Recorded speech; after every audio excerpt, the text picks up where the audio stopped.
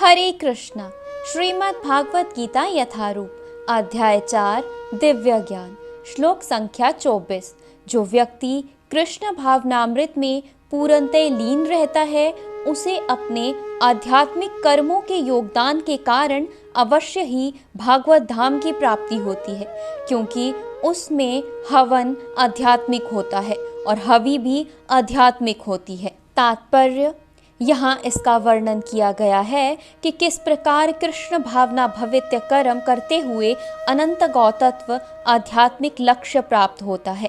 कृष्ण भावनामृत विषयक विविध कर्म होते हैं जिनका वर्णन अगले श्लोकों में किया गया है, किंतु इस श्लोक में तो केवल कृष्ण भावनामृत का सिद्धांत वर्णित है। भौतिक कल्मश से ग्रस्त बद्ध जीव को भौतिक वातावरण में ही कार्य करना पड़ता है, क्योंकि फिर भी उसे ऐसे वातावरण से निकलना ही होगा।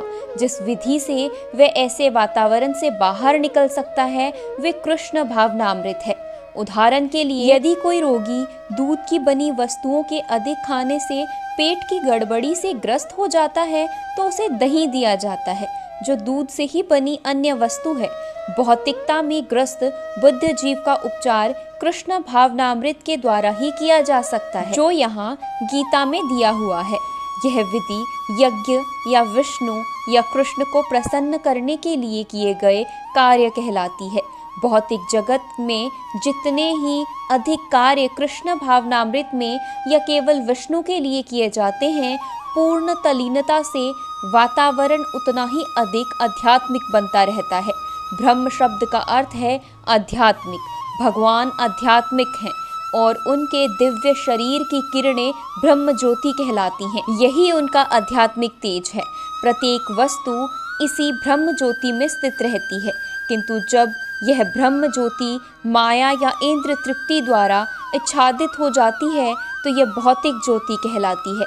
यह भौतिक आवरण कृष्ण भावनामृत द्वारा तुरंत हटाया जा सकता है। अतएव कृष्ण भावनामृत के लिए अर्पित हवि, ग्रहणकर्ता, हवन, होता तथा फल, ये सब मिलकर ब्रह्म या परम सत्य है। माया द्वारा इच्छादित परम सत्य पदार्थ कहलाता है। जब यही पदार्थ परम सत्य में निमित्त प्रयुक्त होता है तो इनमें फिर से आध्यात्मिक गुण आ जाते हैं। यही उनका आध्यात्मिक तेज है। प्रत्येक वस्तु इसी ब्रह्म ज्योति में स्थित रहती है, किंतु जब यह ब्रह्म ज्योति माया या इंद्र तृप्ति द्वारा आच्छादित हो जाती है तो यह भौतिक ज्योति कहलाती है। यह भौतिक आवरण कृष्ण भावनामृत द्वारा तुरंत हटाया जा सकता है। अतएव कृष्ण भावनामृत के लिए अर्पित हवि, ग्रहणकर्ता, हवन, होता तथा फल, ये सब मिलकर ब्रह्म या परम सत्य है। माया द्वारा इच्छादित परम सत्य पदार्थ कहलाता है। जब यही पदार्थ परम सत्य में निमित्त प्रयुक्त होता है तो इनमें फिर से आध्यात्मिक गुण आ जाते हैं। कृष्ण भावनामृत मोह जनित चेतना को ब्रह्म या परमेश्वरोन्मुख करने की विधि है।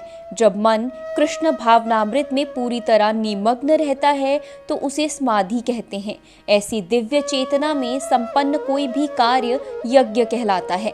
आध्यात्मिक चेतना ही ऐसी स्थिति में योगदान, उपभोग, यज्ञकर्ता तथा अंतिम फल, ये सब पर ब्रह्म में एकाकार हो जाता है। यही कृष्ण भावनामृत की विधि है। हरे कृष्णा।